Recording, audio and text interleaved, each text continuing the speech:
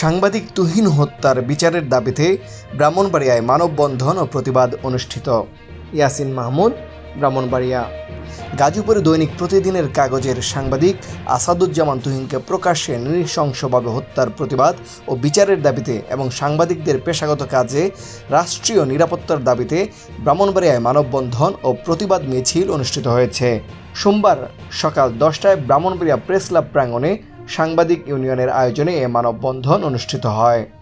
উক্ত সাংবাদিক ইউনিয়নের সভাপতি নিয়াজ মোহাম্মদ খান বিটুর সভাপতিত্বে বক্তব্য রাখেন ব্রাহ্মণবাড়িয়া প্রেস ক্লাবের সাবেক সহসভাপতি ও স্বদেশ পত্রিকার সম্পাদক শেখ শহীদুল ইসলাম, সাবেক সহসভাপতি ও কল্যাণ ফান্ডের সভাপতি, দৈনিক পেন ব্রিজ সম্পাদক অধ্যাপক মোহাম্মদ এমদাদুল হক, সাংবাদিক ইউনিয়ন ব্রাহ্মণবাড়িয়ার সহসভাপতি ও সরাইল প্রেস ক্লাবের সহসভাপতি, দৈনিক আমার দেশ সরাইল প্রতিনিধি শামসুল আরেফিন, সাংবাদিক ইউনিয়ন সরাইল শাখার সভাপতি আবেদার রহমান শাহিন, সাংবাদিক ইউনিয়ন ব্রাহ্মণবাড়িয়া কোষাধ্যক্ষ আমিনুল ইসলাম আহাদ, ব্রাহ্মণবাড়িয়া প্রেস ক্লাবের সিনিয়র সহসভাপতি জসিমউদ্দিন, আজিজুর রহমান পায়েল, আশেক মান্নান হিমেল, এছাড়াও বিভিন্ন প্রিন্ট ও ইলেকট্রনিক মিডিয়ার সাংবাদিকরা মানববন্ধনে উপস্থিত ছিলেন।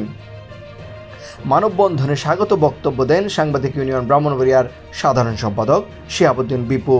সাংবাদিক আসাদুজ্জামান তুহিনের হত্যাকারীদের ফাঁসির দাবি করে বক্তারা বলেন, সাংবাদিকতা পেশা সংবিধানের এক অবিচ্ছেদ্য অংশ, যা এখন নিরাপত্তাহীনতায় রয়েছে। রাষ্ট্রের উদাসীনতায় পেশাগত সাংবাদিকরা নিরাপত্তাহীনতায় ভুগছে। রাষ্ট্রের দায়িত্ব পেশাগত সাংবাদিকদেরকে রাষ্ট্রীয় নিরাপত্তা দেয়া। বিগত 15 বছরে ফ্যাসিস্ট সরকারের সময়ে সাগরণী হত্যা সহ সকল সাংবাদিক হত্যা ও নির্যাতনের ঘটনার বিচারের দাবি করেন বর্তমান সরকারের নিকট। মানববন্ধন শেষে একটি বিক্ষোভ মিছিল শহরের প্রধান সড়ক প্রদক্ষিণ করে ব্রাহ্মণবাড়িয়া প্রেস ক্লাবের সামনে এসে শেষ হয়। মানববন্ধন পরিচালনা করেন সাংবাদিক ইউনিয়ন ব্রাহ্মণবাড়িয়া সংগঠনের যুগ্ম সাধারণ সম্পাদক সোহেল আহাদ। তানভীর হাসান, সারাবালা নিউজ, ব্রাহ্মণবাড়িয়া।